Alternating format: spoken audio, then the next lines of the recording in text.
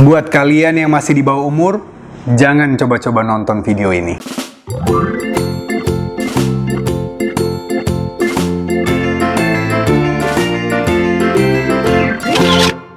Halo viewers, bahasan kali ini rada-rada geli-geli sedap gimana gitu. Ngilu juga sih saya sebenarnya dari tadi nih.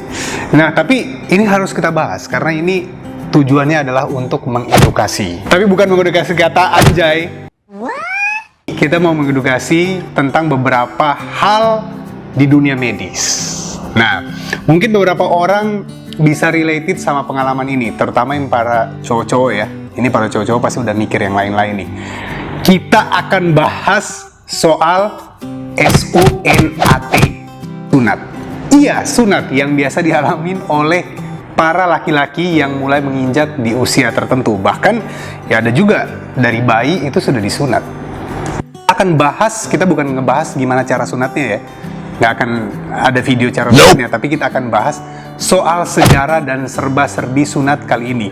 Nggak fair dong ya, orang katanya aduh disunat sakit, tapi sayang banget gitu, kita udah disunat tapi kita nggak tahu sejarahnya. Makanya saya akan ceritain sedikit sejarahnya. Tapi maaf, di sini kita nggak akan bisa tampilin gambar, tapi ya bisa dibayangin aja, terutama bagi laki-laki nih ya. Perempuan di bawah umur jangan dibayangin, oke? Jadi kalau di medis, sunat itu kita bilang memotong bagian penis ya, memotong bagian penis untuk kebersihan dan kesehatan. Nah, menurut Grafton Elliot, seorang ahli sejarah, sunat ini termasuk praktek bedah tertua di dunia. Usianya lebih dari 15.000 tahun. Waduh, 15.000 tahun. Sunat loh, udah lebih dari 15.000 tahun. Ada satu teori menarik nih dari seorang ilmuwan bernama Peter Charles Remondino. Dia menulis dalam bukunya yang berjudul The History of Circumcision. Circumcision itu sunat. Katanya praktek sunat ini zaman dulu adalah bentuk penanda bagi budak-budak yang sudah dijajah teritorinya oleh suku lain. Ngeri juga ya dikasih tanda dengan cara dipotong bagian itunya ya. Awalnya mereka berpikir untuk memotong penis orang-orang jajahannya. Namun jika terpotong habis,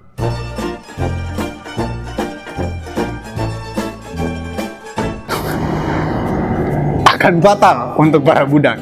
Ujung-ujungnya, para majikan ini nggak bisa memanfaatkan budaknya. Karena yang bisa jadi mati budaknya. Benar, di medis juga, kalau kita salah potong, itu darahnya nggak bisa berhenti. Nah, apalagi praktek bedah zaman dulu kan nggak secanggih sekarang. Itu mengerikan banget.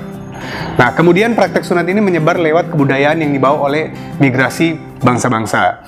Catatan tertua tentang sunat yang pernah ditemukan adalah di zaman Mesir kuno, menyebar ke Mediterania seperti Sudan dan Ethiopia. Namun kebanyakan praktek ini ditemukan di suku-suku dan bangsa yang punya kebiasaan nomaden atau bepergian jauh, seperti hal bangsa-bangsa di Jazirah Arab. Hal ini memperbesar kemungkinan alasan budaya sunat itu bisa menyebar karena ya tadi migrasi dan nomaden. Karena bagi para musafir, menyunat penisnya itu bentuk menjaga sanitasi. Ya, ini ada hubungannya dengan kesehatan. Di mana air sulit untuk ditemukan di perjalanan. Karena kan, mohon maaf ya, kalau pada saat itu belum disunat ya, dalam tanda kutip itu masih dianggap kotor. Nah, sehingga menghilangkan bagian kuncup. Jangan ingat kuncup bunga ya. Sehingga menghilangkan bagian kuncup pada penis itu mengurangi kemungkinan kotoran dari air seni tertinggal di area tersebut. Namun, bukti bahwa budaya sunat itu juga ditemukan di kebudayaan suku Aztec dan Aborigin. Gimana bisa dua bangsa yang tinggal di belahan bumi yang sangat jauh, berjauhan, bisa melakukan praktek yang sama? Nah, apa pas hajatan sunat orang Aztec mereka mengundang aborigin gitu pakai telepati atau apa, saya nggak tahu. Belum ada bukti yang pasti akan hal itu pastinya. Nah, memang ada perbedaan tujuan. Nah, sama tapi ada perbedaan tujuan antara bangsa aborigin yang hidup di Polinesia dan bangsa-bangsa yang hidup di Timur Tengah dan Mediterania sampai Afrika.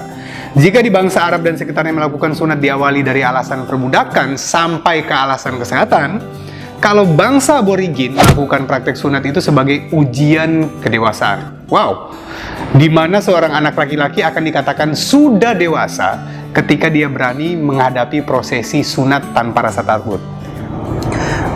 Kayaknya hampir semua orang deh, kalau sunat tuh pasti takut, gitu.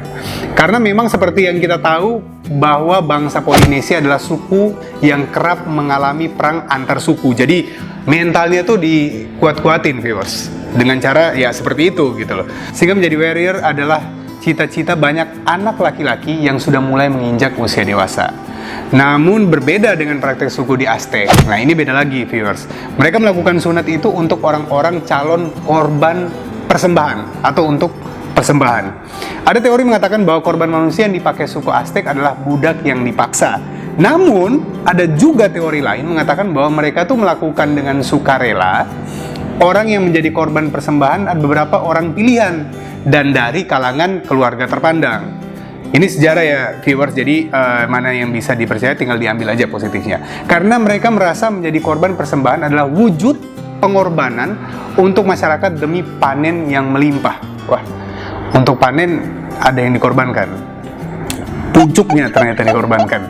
Ketika dia mati, dia akan dikenang sebagai pahlawan. Saya nggak tahu pada saat dia disunat ini dia mati, atau pada saat sunat ini sebagai persiapan untuk dia persembahan kalau dia memang berani. Nah, untuk menguji keberaniannya, nah ini dia, menguji keberaniannya, para calon persembahan ini akan diuji dengan cara disunat kuncup kemaluannya. Jika dia berani, maka dia siap untuk menjadi pahlawan. Gimana? Ini kalau saya cukup bikin meringis sebenarnya. Nah, karena di video ini saya hanya bahas praktek sunat pada laki-laki, jadi nggak ada praktek sunat untuk perempuan. Atau mungkin yang pengen saya bahas, teman-teman pengen saya bahas, langsung di kolom komentar. Udah saya lumayan ngilu nih, udah panjang tentang sejarah sunat tadi. Nah, jadi video ini langsung saya akhiri saja. Silahkan komen di bawah pengalaman sunatmu waktu kecil. Komen. Pasti dapat duit banyak. Stay safe, stay healthy.